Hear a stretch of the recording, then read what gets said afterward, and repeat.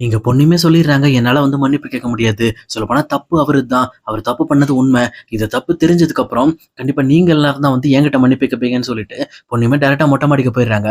இத பார்த்தோனே இங்க சுந்தரமே இருந்துகிட்டு ரொம்பவே டென்ஷன் ஆயிடுறாரு. அதுக்கப்புறம் சரி ஓகே அப்படின்னு சொல்லி எல்லாருமே வீட்ல இருக்கவங்க சமாதானப்படுத்தி, எங்க பவானி, சுந்தரி இதே வீட்லயே தங்க வச்சுடுறாங்க.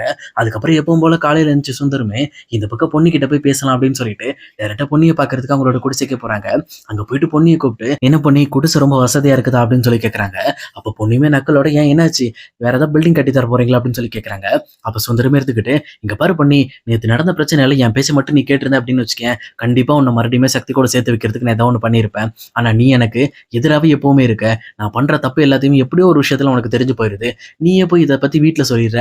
ஆனா என்ன ஒரு விஷயம், நீ என்ன சொன்னாலும் இந்த வீட்ல இருக்க யாரும் நம்ப மாட்டாங்க. நான் எவ்வளவு தப்பு பண்ணாலும் இந்த வீட்ல என்னால ஈஸியா தப்பிக்க முடியும். நேத்து நீ பண்ண எவ்வளவு பெரிய விஷயத்த நான் எவ்வளவு சிம்பிளா முடிச்சேன் பாத்தியா? லைட்டா வந்து தூக்கு போட போறேன்ற மாரியும், லைட்டா ஒரு அழுகைய போட்டு எல்லாத்தையும் முடிச்சு விட்டேன். ஆனா இதெல்லாம் பார்த்துட்டு நீ இன்னுமே பாத்தியா, என்ன பத்தி நிரூபிக்க முடியும்னு நெனச்சு நீ நம்பிக்கையோட இங்க உட்கார்ந்துட்டு இருக்க. நீங்க என்னதான் வந்து குடிசை போட்டு உட்கார்ந்திருந்தாலும், நான் தப்பு பண்ணேன் அப்படிங்கிறத இந்த வீட்ல நிரூபிக்கவே முடியாது. உன்ன நான் நிரூபிக்க விட மாட்டேன் அப்படின்னு சொல்லி சொல்றாங்க. உடனே இத கேட்ட பொண்ணுமே இருந்துகிட்டு, "ஓ! ரொம்ப கான்ஃபிடென்ட்டா பேசுறீங்களா? சரி பேசுங்க, பேசுங்க. ஒண்ணும் பிரச்சனை இல்ல. ஆல்ரெடி இந்த விஷயத்துல எனக்கு எப்படி டீல் பண்ணணும்னு தெரியும். அது மட்டும் இல்லாம உங்களோட ஆணவம், நீங்க இப்ப பண்ற துரோகம் எல்லாமே கொஞ்ச நாள் தான். நான் இந்த வீட்ட விட்டு போறதுக்கு முன்னாடியே கண்டிப்பா நீங்களும் அவமானப்பட்டு இந்த வீட்ட விட்டு போவீங்க. அத நான் கண்டிப்பா நான் வந்து நிரூபிச்சு காட்டுவேன்" அப்படின்னு சொல்லிட்டு எங்க பொண்ணையுமே பேசி முடிக்கிறாங்க. அதுக்கப்புறம் சுந்தரமே எப்பவும் போல பொண்ணிய திட்டிட்டு அங்கிருந்து கிளம்புறாரு. அவங்க போனதுக்கப்புறம் இங்க பவானி வராங்க. அவங்களுமே இங்க பொன்னிய பார்த்து சத்தம் போட தான் வந்திருப்பாங்க. சொல்லப்போனா நேத்து பொன்னி பேசினத வச்சு ரொம்பவே ஹர்ட் ஆயிருப்பாங்க. அதனால "பொன்னி எதுக்காக இப்படி பண்ண? நான் இதுவரைக்கும் உனக்கு எந்த ஒரு கெட்டதும் பண்ணதில்ல. நீ ஏன் என் வாழ்க்கையில இப்படி விளையாண்டுகிட்டு இருக்க?" அப்படிங்கிற விஷயத்த எங்க பொண்ணுகிட்ட கேட்டுறலாம் அப்படிங்கிறதுக்காக தான் வருவாங்க. வந்துட்டு தயங்கி தயங்கி நிப்பாங்க. அப்ப கரெக்ட்டா பொன்னியுமே இங்க பவானிய பார்த்துட்டு, "அக்கா" அப்படின்னு சொல்லி கூப்பிடுறப்போ, இங்க பவானியுமே ரொம்ப டென்ஷனோட, "என்ன அக்கான்லாம் கூப்பிடாத. நீ பண்ண விஷயத்துக்கு நான் உன்ன அடிச்சு கொன்னே போட்டுருப்பேன். சொல்லப்போனா நீ அந்த அளவுக்கு ஒரு பெரிய விஷயம் பண்ணியிருக்க. எந்த தப்பும் பண்ணாத என்னோட புருஷன் மேல இப்படிப்பட்ட ஒரு பழிய சுமத்தியிருக்க" அப்படின்னு சொல்லிட்டு மறுபடியுமே பொன்னிய பார்த்து திட்ட ஆரம்பிக்கிறாங்க. அப்ப பொன்னியுமே இருந்துகிட்டு, "இங்க பாருங்கக்கா, நான் எந்த ஒரு நிலைமையிலயும், எந்த ஒரு டைம்லயும் கண்டிப்பா சிவானி பாப்பாக்கும் உங்களுக்கும் எந்த ஒரு துரோகமும் நான் பண்ணணும்னு நினைக்க மாட்டேன். உண்மைய சொல்லப்போனா நான் பார்த்ததெல்லாம் உண்மைதான்க்கா" அப்படின்னு சொல்லி சொல்றாங்க. மறுபடியுமே இங்க பவானி எதையுமே புரிஞ்சுக்காம, "பாத்தியா, மறுபடியுமே நீ வந்து என்னோட மைண்ட கழுவ பார்க்குற. இந்த மாரி என் புருஷன் கெட்டவர் அப்படிங்கிறத என்னோட மனசுல நீ திணிக்க பார்க்குற.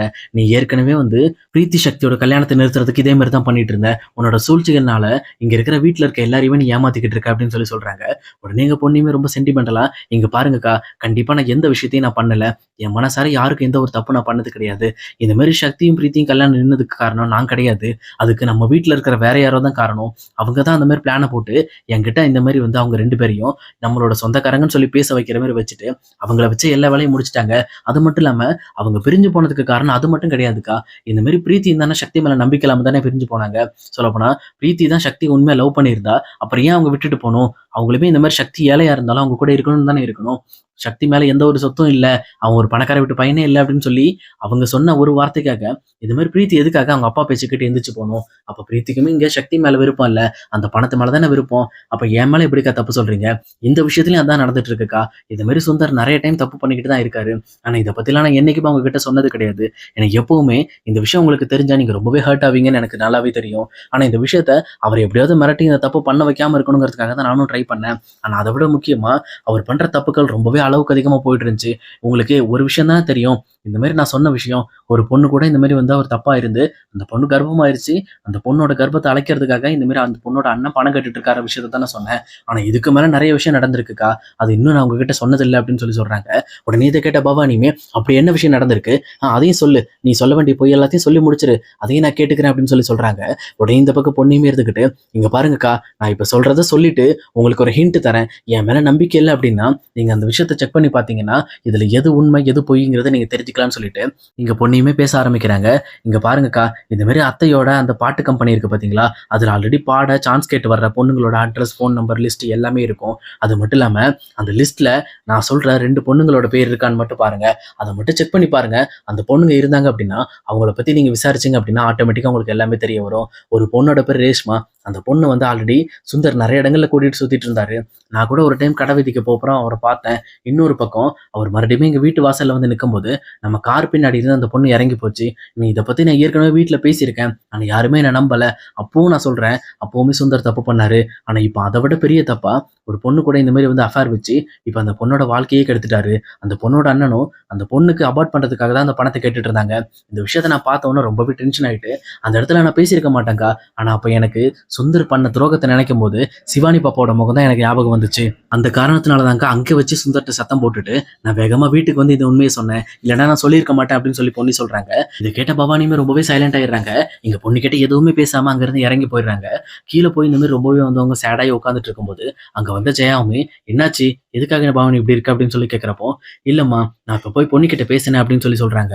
உடனே இங்க ஜெயாவுமே இருந்துகிட்டு, "அவகிட்டலாம் எதுக்கு போய் பேசுற? மறுபடியுமே அவ சொன்ன பொய்ய சொல்லிக்கிட்டு இருப்பா. அவட்ட போய் உன்னோட மைண்ட கெடுத்துக்காத. இந்த மாரி கொஞ்ச நாள் அவ இந்த வீட்ட விட்டு போட்டு, அப்பதான் இந்த வீட்டுக்கே விடுதலை கிடைச்ச மாரி இருக்கும்" அப்படின்னு சொல்லிட்டு, மறுபடியுமே ஜெயா இங்க பொன்னிய போட்டு திட்ட ஆரம்பிக்கிறாங்க. ஆனா இங்க பவானியோட மைண்டுக்குள்ள, இங்க பொன்னி சொன்ன ஒவ்வொரு விஷயமும் ஓடிக்கிட்டு இருக்கு. பேசாம இத பத்தி நம்ம செக் பண்ணி பார்த்துருவோமே. அது மேல வந்து எந்த ஒரு டவுட்டுமே இல்ல அப்படின்னா, நம்மளுக்கு எல்லாமே தெளிவாயிரும் அப்படின்னு சொல்லிட்டு, சிவானி பாப்பாவ கூட்டிட்டு டைரக்ட்டா இந்த பக்கம் ஸ்டுடியோக்குமே போறாங்க.